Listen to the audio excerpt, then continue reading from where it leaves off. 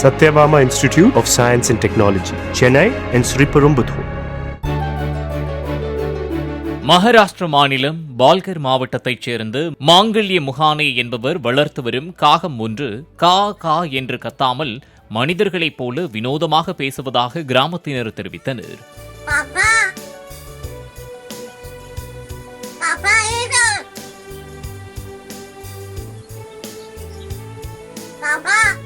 சில மாதங்களுக்கு முன்பு காயமடைந்த காக்காவிற்கு சிகிச்சை அளித்து பராமரித்து வந்தவர் திடீரென மராத்தி மொழியில் அப்பா, மாமா, அத்தை என்று அழைக்க தொடங்கியதாக கூறினார்.